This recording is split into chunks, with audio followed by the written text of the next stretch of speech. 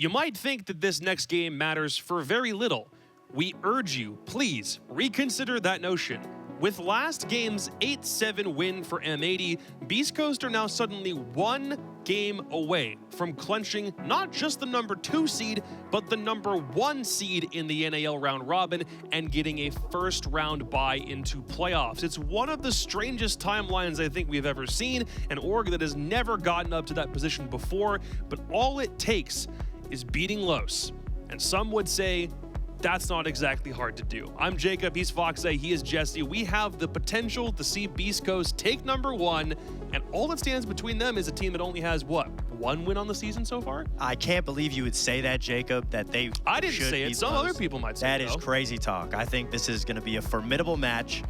2 of the highest top and North American contenders. One team happens to have no American players on it, but that doesn't matter, because what does matter is that Beast Coast is finally finding their stride, and I would say that they're the team that everybody wants to win right now. Yeah, I mean, listen, I think for Auction and M80, if playoffs don't work out for them, they could reapply and get pretty great jobs as doormen.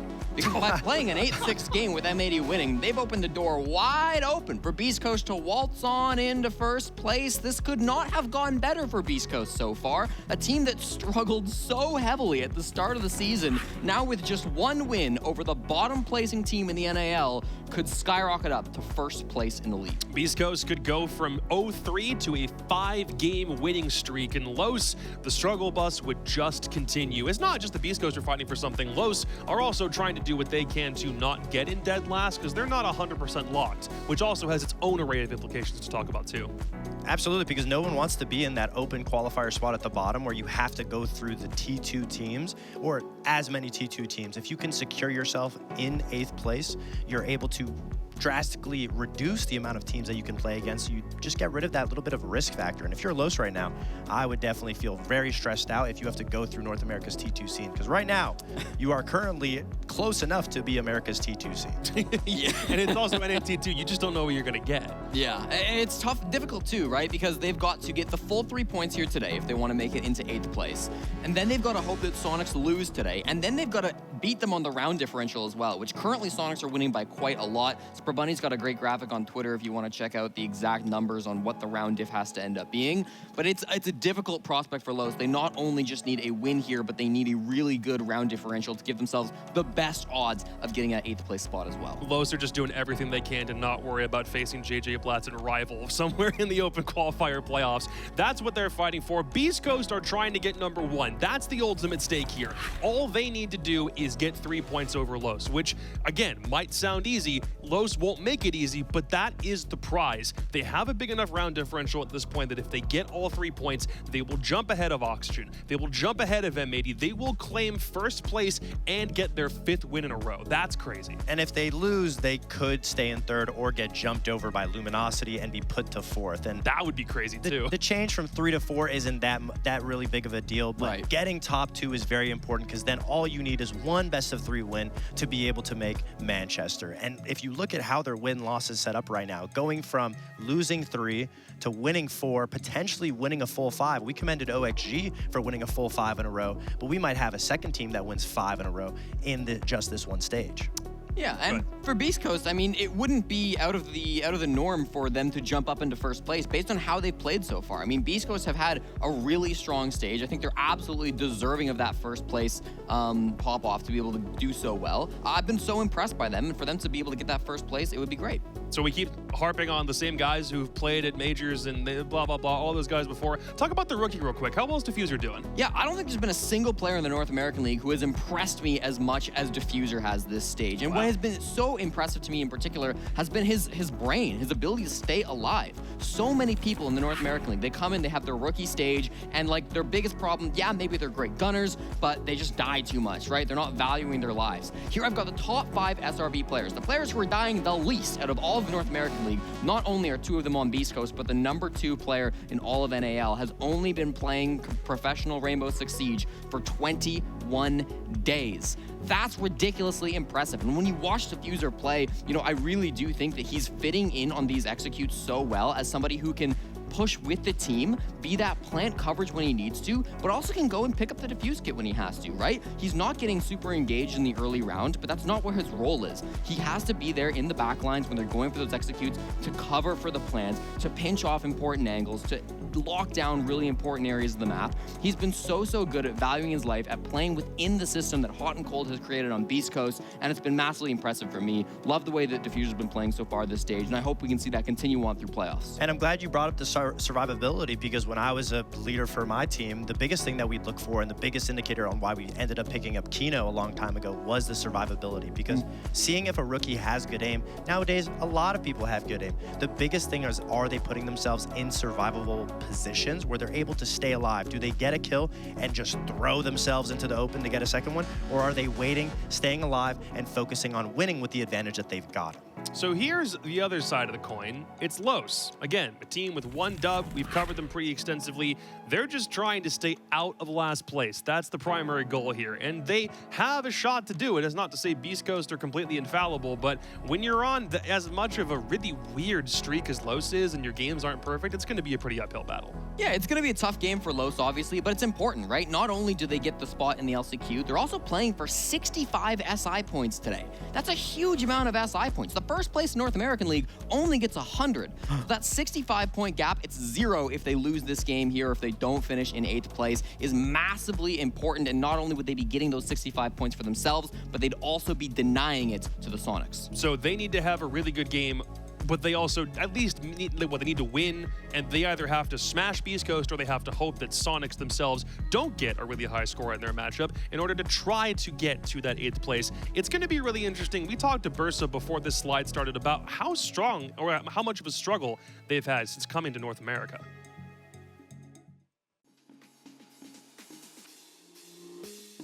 We're trying to be a really versatile team. Like we like to do fast plays, but we also counter the opponents. We know we can do everything. You know, we try to read what the opponents wants us to do and what would be better to do against them. So I don't know if they're doing a full control strat, if they're doing a safe strat.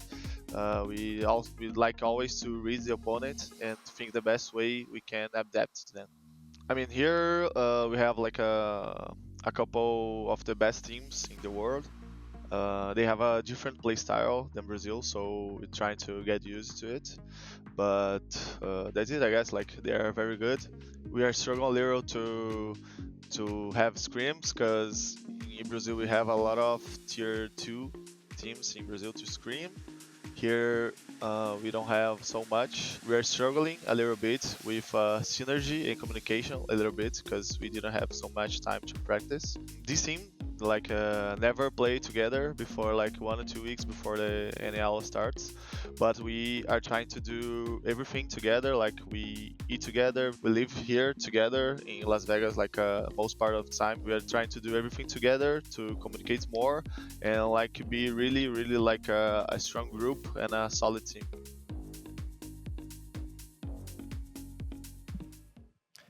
And that's some great stuff from Bursa. And I had a little bit of an interesting piece of information for the people at home that can just speculate a little bit. I actually got a chance to speak with Rise at home before the stages actually started. And I asked him, how did the team come together? What was the ideology behind it? What was set in stone? What wasn't? Because obviously, if you're coming from Brazil or Mexico, you need to get a visa to be able to play in the NAL. And Rise told me that the only 2 players that were supposed to be on this current Los team was Sexy Cake and Rise himself. And so they just tried to find the best solutions in the short amount of time that they've had. So now, after hearing what he's saying and after seeing their placing that they've sat in now, are they going to change anything going forward other than just maybe the strategy or having more time together? Or will there potentially be some roster changes in the works? We don't know, but I figured it would be something nice to give the people at home to speculate, you know? Certainly an interesting tidbit now, seeing what their record is and the sort of odds that they find themselves up against, the mistakes that they've made. It's a curious one, so we'll see if they can at least win this game before going into qualifiers or wherever they end up needing to play We're going to Chalet, gentlemen. Is there any reason to pick Los in this matchup? Los. Well, Laxing clearly thinks there is. Laxing. Oh my God. He's just trying to be odd man. He's just doing that to be contrarian again. Listen, I'll tell you, Los on Chalet, this is the one map that all stage long Los have refused to ban, and it's also the map that they have never played. Huh. So this whole stage, Los have wanted to play on Chalet, and it's not until they're already locked out of playoffs that they finally get to play it. I gotta say, after predicting Los to win yesterday and the performance they put on, there's probably nothing in the world that can convince me to pick them again. I'm going for Beast Coast here. I'm locking that in pretty handedly, but I'm happy that Los can at least play this map that they've seemingly been wanting to play all stage long. Yeah, I'm going to go with Beast Coast as well. I just think getting that top 2 spot, especially with how hungry all of these players are, it's not just about revenge now, it's about making a statement. Sure. And I think Beast Coast want to solidify that statement, so I'm going to pick them. I think the thing that I'm really sad about is we get a brand new team joining the North American League, and as it turns out, the only thing that LOS stands for is the first 3 letters in the word loser. It's Parker Mackay and Niklas Moritzen to see whether or not Beast Coast can get the #1 seed in the North American League. Well, we spent so much of the last matchup talking about the 2 titans that are M80 and OXG battling for first place that we overlooked the smallest chance possible of another team finishing first. You know, it reminds me of Doctor Strange in the hit movie Avengers, where he says that he's seen the future, Nick, and there's but a single possibility for them to succeed. And Beast Coast happens to be one Tony Stark snap away from becoming first in NA. It seemed unlikely just a couple weeks ago, and yet Beast Coast has been a formidable team and might just become the best in the region. They go up against Los, who, no matter what happens here, will be the lowest team to finish in this region. A disappointing performance for Los, to be sure, and we'll have a lot of questions throughout this match, I'm sure. One of them is, why is the social prediction so close? Has almost 40% of people think that Los, with only 4 points, is somehow going to prevail over Beast Coast. That's the real question. It's always possible, but seems like a bad place to put your imaginary internet points. Operator bands loading in. Does Beast Coast have a shot to do it, Nick? You think he's going to be able to do it? I mean, you know, week 1 Beast Coast, week 2 Beast Coast, you know, they weren't the best team in the world, that's for sure, but they have seemingly out of nowhere just figured out their problems and started playing really good Rainbow Six Siege and surprising everybody. I was thinking that we would have Beast Coast and Los like fighting for dead last for a while, and while Los are still fighting for it, given their 1-6 scoreline right now, Beast Coast, they're not.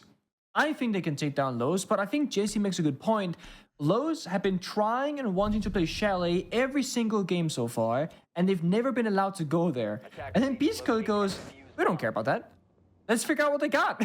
So if there was a map where the quote-unquote upset could happen, I feel like it would be on Chalet. And Chalet is, in my world, also becoming more and more like Oregon, where it's a bit of a 50-50 map where good teams can go to die. But seeing what we have from Beast Coast, I do think that their playstyle will work out here in Chalet.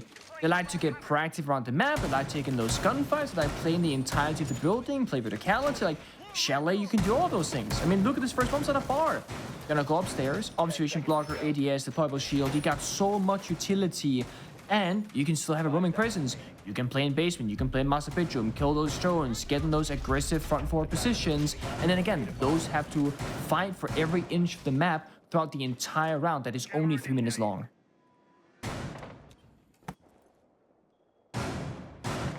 Gunner going for a spawn peek now.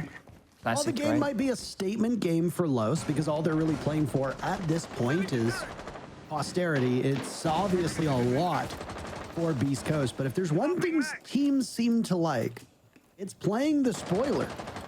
I'm fairly certain going into this match that Los now knows what the stakes are for Beast Coast.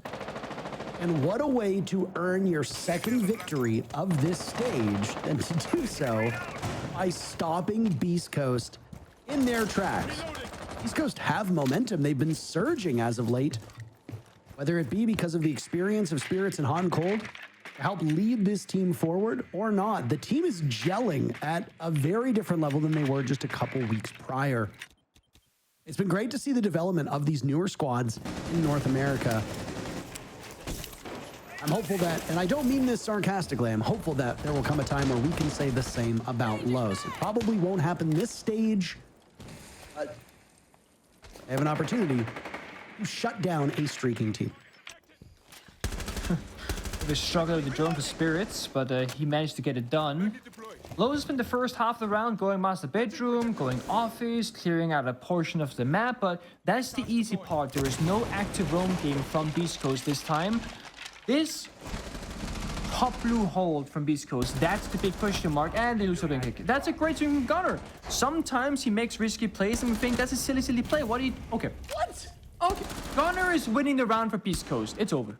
He almost got Bursa on big window as well. Out on balcony. Gunner wants more of it.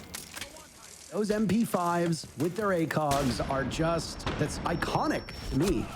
Legacy drops. That's not Gunner to get the kill. It's Hot and Cold. Now it's Bursa and Rise as the last two standing. Gunner will find for his troubles. He's been downed, secured by Rise. But Hot and Cold will use the Nitro Cell from below, leaving Bursa, who had taken all that damage early on from Gunner, in a 1v4 position. The only player from Beast Coast to take any damage so far, by the way, is Gunner, who's now dead. Bursa has time to skeleton key through the floor, shoot out utility, get as many points as humanly possible, because why not? Flash into back bar, drop, and immediately die to Hot and Cold. 3 kills from Hot and Cold, 2 from Gunner. A full house for Beast Coast would feel more appropriate in keeping with the card metaphors if it was wild card playing, but they had a very quick match earlier today. First round goes to the team looking to finish in first overall, and that's Beast Coast. I hate to write off a round before it truly finishes, but when Gunner gets the 2K like that, it just shows that Lowe's have so many gaps on their attack inside, right? If you breach open the soft wall from office to mezzanine and Gunner just walks up past 2 separate windows and that ginormously open wall, something's wrong. Either there's a lack of drones, active gunplay, or player positions, and then he gets a pre-found to the second player on the outside window as well. And Lowe's didn't have the utility at that point in time to deal with that top floor hold. And Beast Coast, because they got those kills from Gunner, didn't need to worry about it. They just fall back to bomb side, play in the basement, wait for Lowe's to get closer, or they get the injury on Gunner, and they even trade that vertically with a C4. So Beast Coast, they win in every single area in that first round, but I also think that bar is for the best bombs to do that on. It's hard to attack for Lowe's, lack of direct access to bomb side, and Beast Coast can just sit behind utility. The other bomb sites to be played here, both kitchen, master bedroom, and basement, they don't play out, I would say, as easily for the defense. You need to be a bit more proactive in your decision making or in the roaming game as a core win condition. That's why we see, the players of Beast Coast getting more active now. Diffuser, roaming trophy side, Gavin holding onto library for the moment being, Valchem's going out for a C4 potentially, and they got Maestro Evil Eyes for the bomb side combined with smoke. So roaming presence, bomb side, plant deny, we're playing to both aspects right now, and Lowe's are similarly, they're playing for both aspects. They got 0 for the intel, maybe for the roam clear for the flank watch, but they have ramp for verticality. They're bringing Fuse, by the way, for verticality as well. I believe on a shield, because it's the pistol is out from Sexy Cake. So this is not the most common thing to see, but occasionally we will see a Fuse pick.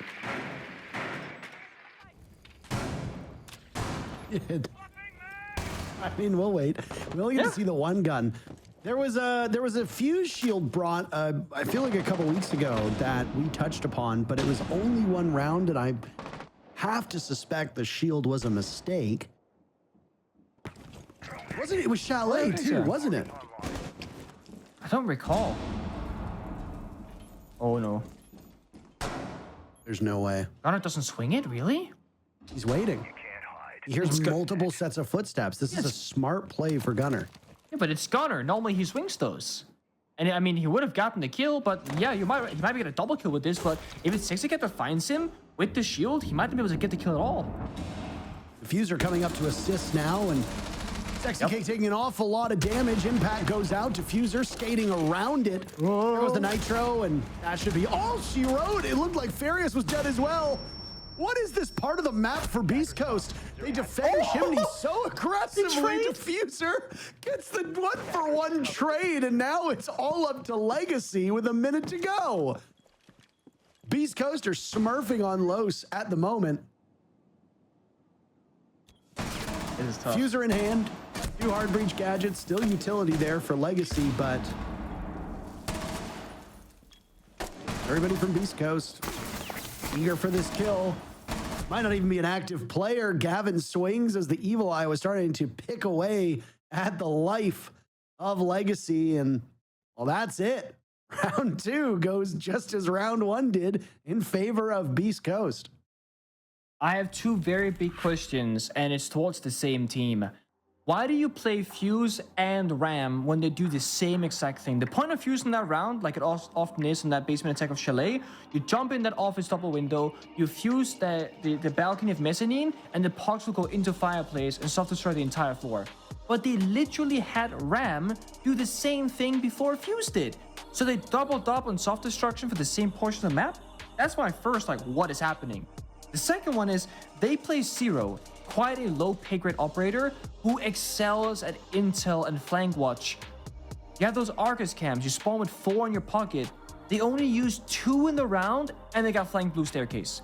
It's like you have the best flank watch operator in terms of camera utility in the entire game, and you literally get flanked from both office and blue staircase at the same time, while having 2 of those Arcus cams available just waiting to be used. So I don't understand there from Los. They have a double stacked plan with the same operators, and the only thing they have to worry about is the flank. And the thing that happens is they get flanked. I hate to be super critical, but come on, right?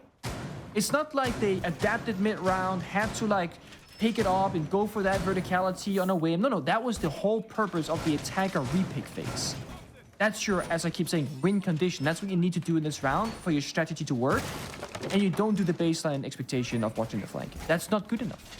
But I will praise Beast Coast, because Gunnar didn't go for the immediate swing, didn't risk dying alone. He was actually waiting for Diffuser to rotate up and do a double flank together.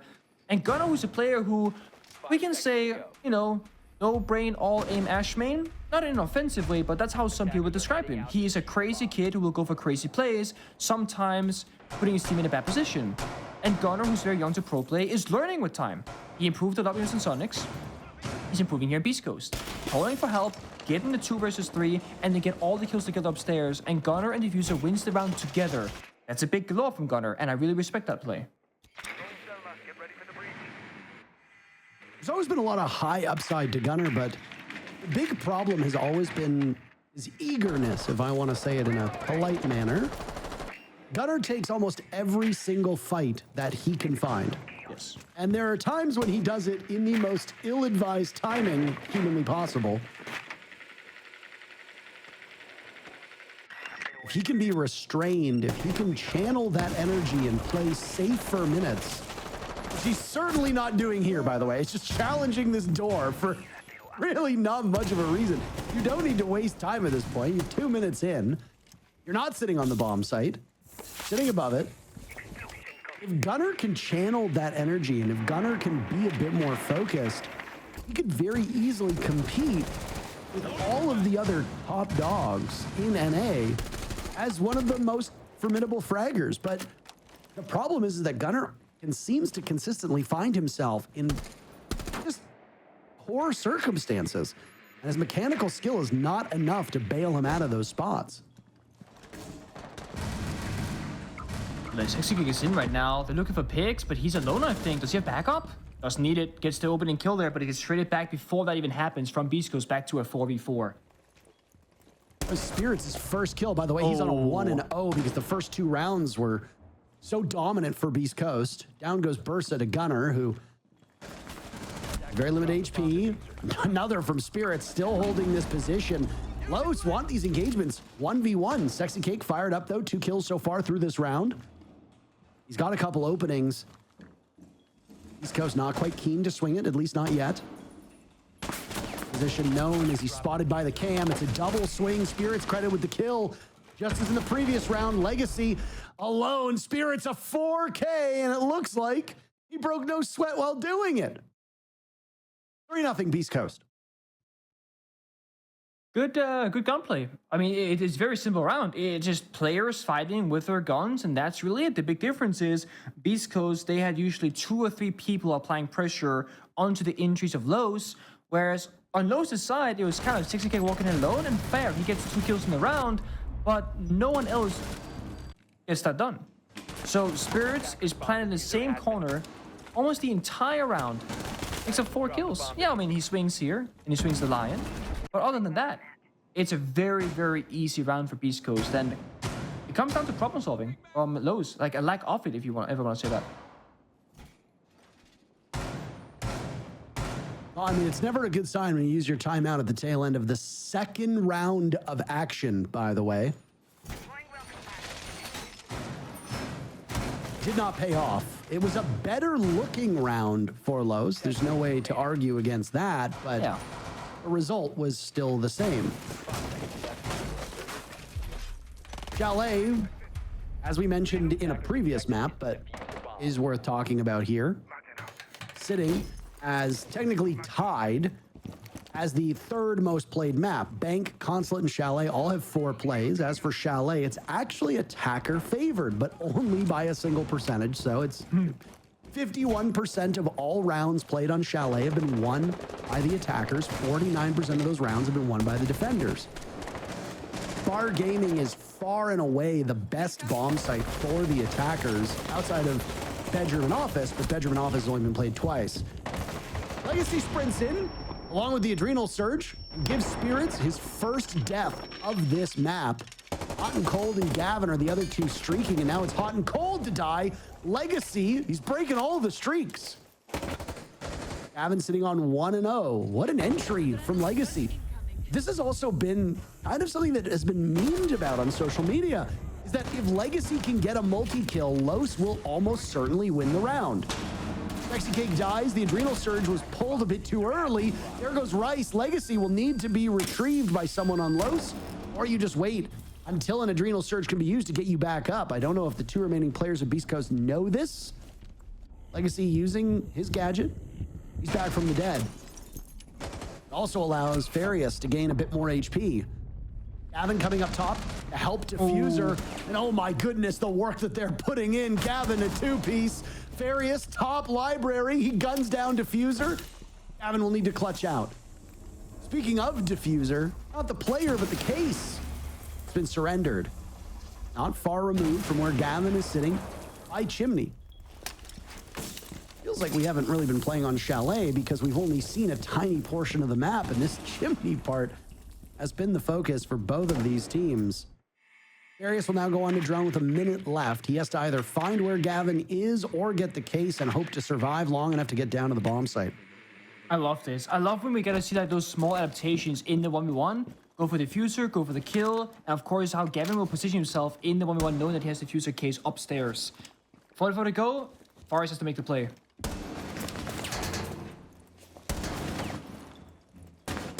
He's got multiple targets to be found. Does he shoot the shield, the wall, etc.? Gavin is actually in a really hard spot, and he somehow still wins it. Long range with the secondary shotgun, but both players were so low on HP that it could have gone either way. Gavin almost misplayed that engagement, by the way. He seemed to find himself in the worst possible spot. Walls open, doors open, soft walls to be found. And yet he still won the duel. Nothing is slowing down Beast Coast at this moment. Despite Legacy's hot start with those 2 kills, it ends up being all for naught. It was a good start. I mean, that's the best look so far. It was a fast, aggressive, decisive Lowe's, but I feel like besides Legacy, like the backup wasn't really there. I mean, sure, Bursa got a kill when Gunnar tried to go for the confirm onto Legacy when he was down on the ground, but that's Bursa, like, not baiting, but, you know, making a play off of Legacy's entry. I would like to see when Lowe's make the kind of aggressive play that they have someone else follow up, because what was it? It was, you know, jump in the window, get the 2 kill, prone on the floor, and then the round kind of ended inside of library. And because the diffuser carrier was on the double door window from office balcony, it was down in a bad spot. So the attack comes from one side, the guy with the diffuser goes to the opposite direction, and there's no like bigger picture it looks like. Like Lowe's would need to go flawless on that attack, like every single thing had to work out for the diffuser and the entries to unite inside of library. And if one of those two sides they fall, which is very common to happen, you are in a pretty poor position. And again, Beast Coast, they play together. Gavin rotating upstairs to put 2 guns up, up on the top floor made a massive difference because Gavin saved his teammate and picked up 2 kills, setting up the 1v1. Gunnar gets a winning pick. Once again, IQ off the board, and Lowe's are struggling in the early stages of this round, which is in particularly bad because they got someone again like the Zero. They have all this information they can use, but 4 Arcus cams still in pocket. I am curious where they're going to be put down, given the fact we're a minute into the round already. It's not head-to-head is the tiebreaker, by the way. It's round differential. Yep. Los entered at a negative 14 round differential. Should they have won the match, they would have been tied with Sonics, who are at a -8. So just simply winning the match is not enough. Los needs to end up with a -7 round differential, which at this point, from my math, is impossible. Even if they win, it will be after having surrendered 4 rounds, which means that the best they can get is sitting at a negative 11 round differential, which still is behind Sonics. Wait for an admin to confirm, but if that is the case, then Los, even with a victory here, cannot finish better than 9th place. We were playing for SI points, to be fair, but every team is, and I think there's one thing that needs to be said when I say that teams aren't playing for this, that, or the other thing. It's referring specifically to the playoffs. It would also give you a potential better seed in the LCQ, but one thing we've been focusing on, major stats. Los will find themselves down numbers yet again. Rise at the bottom of the stairs will run in, and he is go ahead to get the plant down. Nitro Cell goes out. Goodbye, Sexy Cake. Goodbye, Rise. Gunner, a double kill. Person out, lobby stairs, walking up. He sees Diffuser, but it's a flawless round by Beast Coast. We have seen an awful lot of 5-0s and 6-0s to start games. And here we are yet again. It's surprising because Lowe's wanted to go to Chalet for so long. And I think everyone is expecting like something really unique or something like, I don't know, I guess clear gameplay. And it just it hasn't happened yet. It's been some puzzling rounds where they almost always play with a man down early, losing that opening gunfight.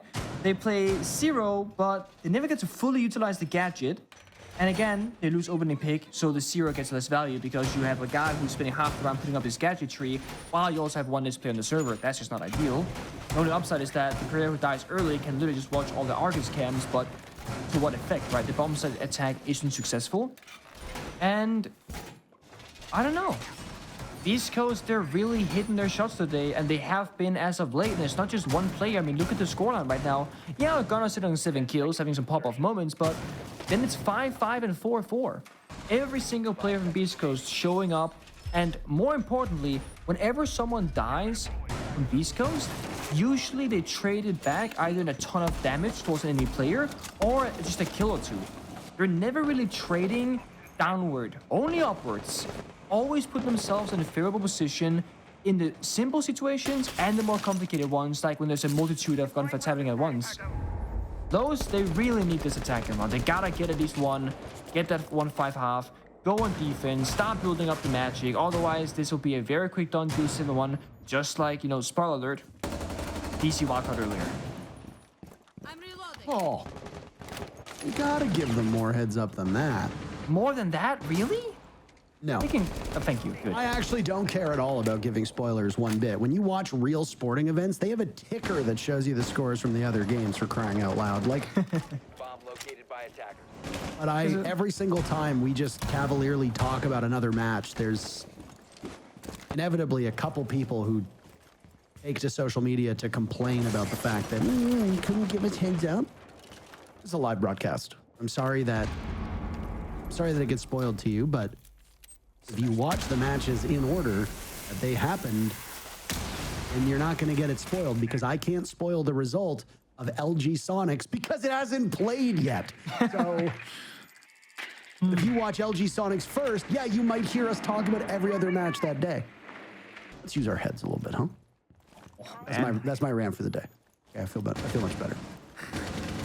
Well, self-therapy, we love that. We see 2 shields, but no players behind it. We've seen this before.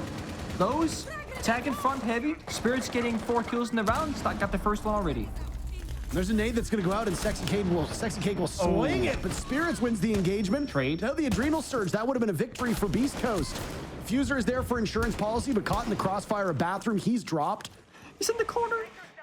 No. He's right here. Oh my Rise. Look at that's the expression that you need on your face. Gunner pays for it.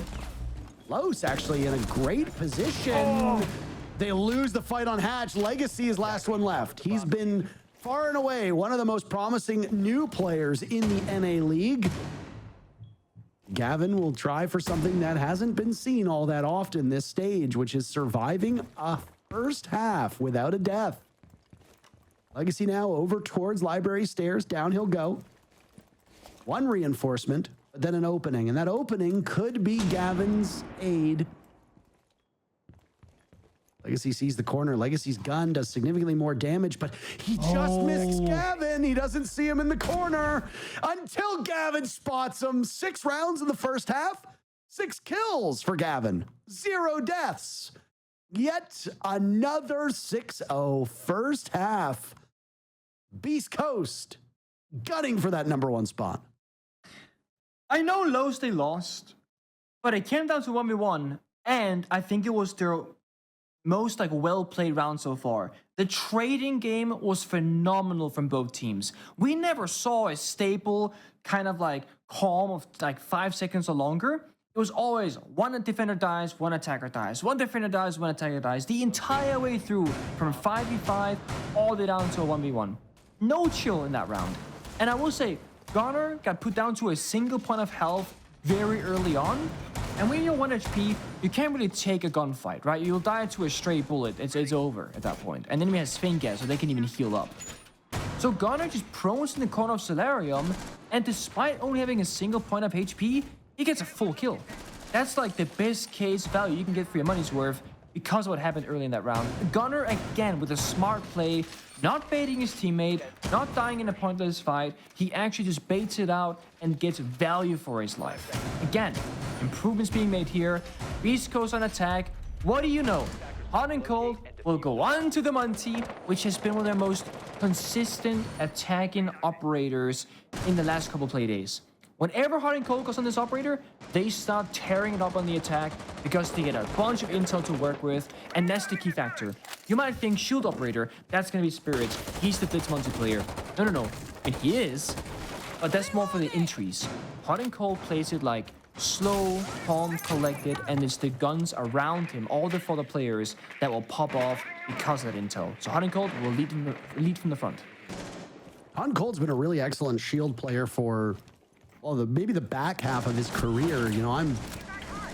Oh my. I've been around long enough to remember when Hot and Cold was the Ash that you wanted making space for your team, but Farius is right now in the midst of quite a triumphant opening to this second half. Diffuser walks in, assassinates him, and then gets back out. That's pretty much all he can do.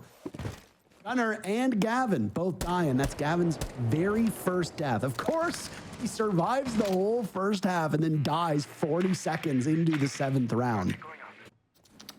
Just couldn't stay alive, could he?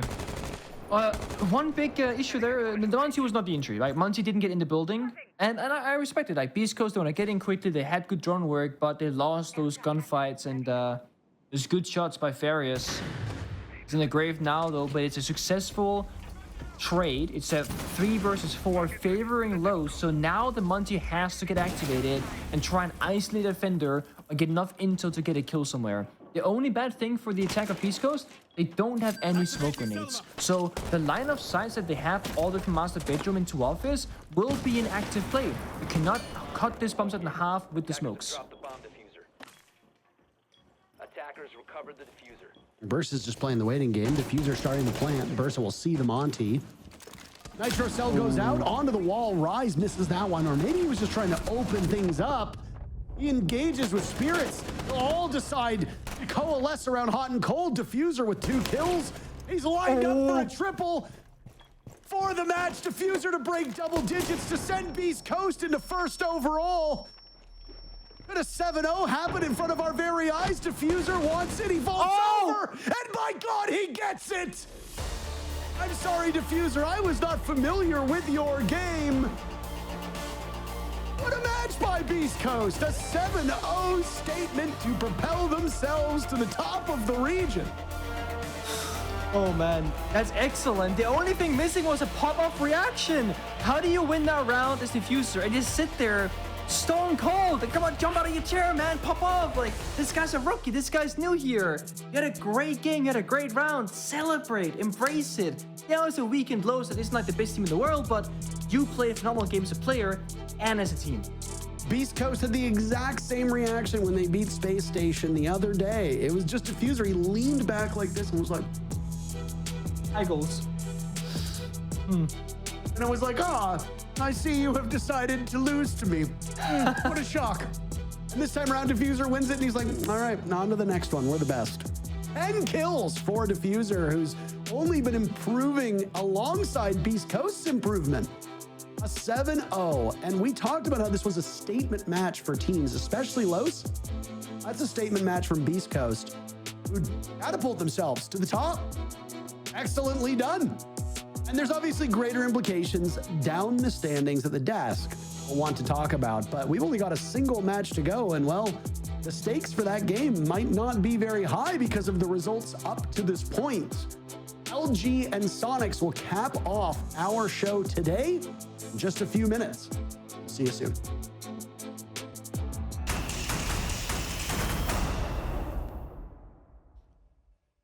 For the first time in Beast Coast's tenure in the North American League, they are first place in the standings. It's only the round robin. It's not the full playoff spectrum. They're not first. They're not going to Manchester. But what they have managed to do is come back from a 3-0 start, win 5 games straight, and get the first 7-0 of the North American League to earn the #1 seed heading into playoffs next week. That is an incredible accomplishment for a roster that's been together for just about a month. It's a huge feat to be able to do that, going down, losing not only just some of the most important games when you come out the gate, but then being able to stabilize yourself and figure out your footing and find out what you need to do to be able to turn it around, and then to successfully get to first place, especially with everything that was said in front of you. I mean, it's such a hard task to do.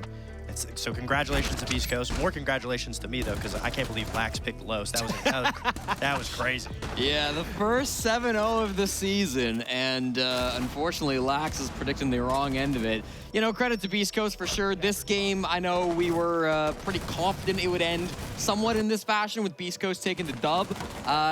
It felt like a statement, though. Los did not feel like they really showed up in this game, which was unfortunate to see for their final showing in the NAL regular season. Los will have the open qualifiers to move into, and then beyond that, potentially the LCQ, and then beyond that, if they play really well, potentially the major. So the day is not done for Los. There are still more games to play throughout the stage, but Beast Coast, certainly nice to see them popping off throughout this game and throughout the stage so far. Really impressive to see how much they have improved as a roster, to see how much they have been able to put together in such a short period of time. This team has been a joy to watch. I was really watching backstage, trying to grasp at what was Beast Coast doing that was just better. And there wasn't necessarily a strategic point to it. They were just winning every single gunfight that came into their engagement. Los wasn't doing anything. Even when they realized, hey, we're hemorrhaging kill after kill, we need to start playing together. Los tried to play together, send 2 people at a time, and they just kept falling. Beast Coast's retake ability was amazing. Every time that they lost the position, they would send 2 people or 3 people to retake on it, and each one of them were winning a 1v1. And it just looked so one-sided just because Los couldn't fire back. They weren't even able to get a kill to start some type of an equalization. A lot of smoke play on the defense from Los. Realistically, though, I mean, they played 6 attacking rounds. It was almost the entirety of the game, and we've talked a lot about how attacking can be very difficult, and I just think that they let Beast Coast get away with a lot of things. You know, every swing that Beast Coast went for, every aggressive move they tried, it seemed to be perfectly unpunished. I think the best example was that very first round when Bursa's on the ego window, can cover Gunnar as he goes for the big aggressive swing, but he's not there and watching it, and Gunnar hits a nasty 2K because of it. So it's that great mechanical skill coming through from Beast Coast, combined with, I think, some big mistakes coming through on Los that really did clean up this game. Let's do something that is probably going to shock a lot of people. Let's look at the standings and see just where we ended up. OXG and M80 were number 1 and 2 for the majority of the last few weeks. Now Beast Coast might have the same amount of points, but are guaranteed first place and a first round bye. I am having difficulty believing that the screen is real. Look at that round differential too, plus 17. That doesn't just mean that Beast Coast, when they started turning up after that first 0-3 start, it doesn't just mean that they were winning games, but they were winning games decisively. That's a 2021 space station number in the NAL. That's a crazy round diff. I mean, it's an immense round diff, and to be of all teams to have done this and looked the most consistent since they obviously had their mistakes. Every other team came into the stage hot or maybe had some hiccups, whatever. Beast Coast came into the stage looking not hot at all and have now just slaughtered everybody that got into their way. And those standings that you were just looking at, they're not going to change, because the only other result that can change for our last game of the day will be who gets 4th and who gets 5th between LG and Dark Zero. But of course, 4th and 5th play each other in playoffs anyways, so it doesn't really matter who gets 4th and who gets 5th. This will be your bracket coming into playoffs when we move in next week to see finally the best of 3s coming through from the North American League. And both sides of the bracket looking fierce. I mean, M80 Space Station Oxygen all on one side. That's some big names going at it. And then on the other side, we get DZ, Luminosity, and Beast Coast all fighting for another spot. That'll be really, really fun. Here's the thing. If the only team that's known from that side of the bracket is DZ, there is a greater chance that either Beast Coast or Luminosity is the team going to Manchester from that side of the bracket than there is for Dark Zero to still make it. Because Dark Zero have to win, and then they have to do it again, and that's just to make sure that any of the 2 new squads that haven't been to internationals before don't go to Manchester. It's crazy. This league is insane. Let's talk to Gunnar, the guy who stands atop his team on the rest of the NAL pile. Dude, just talk to me about when you saw Game 2. You see the result. You see that both M80 and OXG are tied together. Is there anything that you said to your team at that point, realizing there was a real chance that you could take number 1? No. I didn't know. Well, I think we knew, but we don't like talking about the standings because it's just bad luck. I don't know. I didn't want to think about it. Yeah, that makes a lot of sense. I mean, obviously, you don't want to jinx yourself, and I'm kind of going to give you the floor a little bit with this question. I mean, obviously, I know you a little bit more personally, and I know your experience going from Sonics to the team that you're on now. And now that you've successfully finished at the top of the leaderboard, whereas Sonics is on the bottom, does that give you a little bit of solace? Do you feel good that your prior team is kind of in the slumps while you are finding success on Beast Coast? No, I mean, it doesn't make me feel good. I have a lot of love for my old teammates. Me and Richie are going to the gym after his game. That's my boy, so and I always want to see them do well.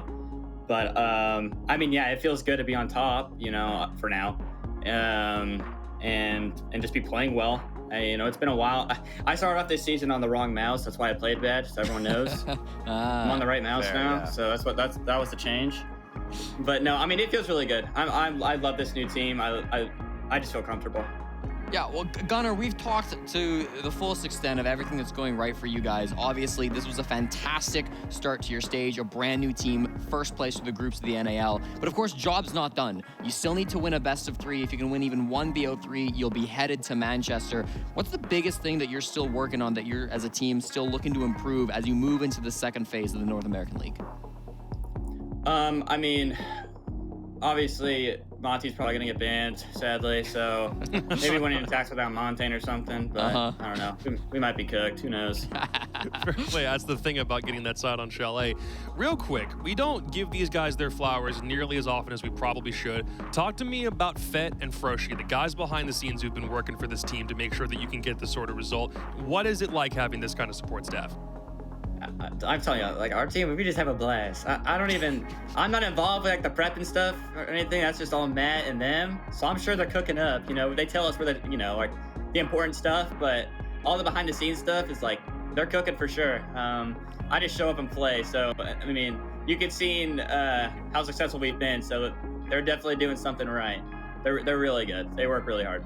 Certainly seems like it's paying off. Dude, again, congratulations. #1 seed is yours. First round bye is yours. Now all you have to do is sit back and wait to figure out who your opponent is, either Dark Zero or Luminosity coming up for you next week. So is there anything that you're going to do specifically with your 1 day off next week? Yeah, probably just play with my favorite Twitch streamer, Sage Mommy. Shout out Sage Mommy. And yeah, I don't know. We're gonna go to work. We're just gonna be working. That's all I know. Those are the grindstone, dude. Again, congratulations. We'll see you for playoffs next week, dude. Take care. See ya. It's insane to watch this sort of Beast Coast trajectory. I remember the Broad team that was playing in CL, and it was Ghost and Fozo in that group trying to see if they couldn't take a team someplace. Then it was the iteration after that when they realized that roster might not be the play, and it was the one with Mr. B when he tried to bring a couple of guys up. Now to finally see this iteration of Beast Coast get this sort of result, I'm pretty proud of where they've come and the fact that Beast Coast have stuck with like thick and thin the whole time. It's the best Beast Coast roster we've ever seen in the North American League. Put the tweet up. I said it at the start, and I said it at the middle, and I say it again. This is the best roster Beast Coast have ever produced. They've finally proven that here and now, making it to the playoffs of the North American League. Still work to do, still got to make it to that major spot, but you couldn't be more proud as a Beast Coast fan. This team has done so much in such little time, and they're just going to continue to push the boundaries for North America going forward, and then hopefully also against the world. I feel like Beast Coast has given everybody in North America a team to root for. You know, a lot of new faces and love, not necessarily new faces, but new faces to really focus on, because every one of them came from a team where the established players were already established. So I don't know what's better, having a team to love and appreciate, or that Fett could be on main stage doing TikTok dances. That could be a problem if we allow that guy to go to Manchester. He might be hitting the Renegade and stuff. I don't know. That might be a problem. So I don't know if I'm excited or scared, but I guess we'll have to see. I will say, having the chance to have talked to Froshi at moments where I did, whether for Breaking Point or just in other moments, I'm also genuinely proud of you two as well, dude. Congratulations on getting #1. It's not the end of a journey. There's still playoffs to go. Manchester is not a guarantee, even if it only takes one more best of 3 to get there. So that we will get to next week. But we still have one more game left. Luminosity and Sonics have our final best of 1 of the round robin, and that's coming up next.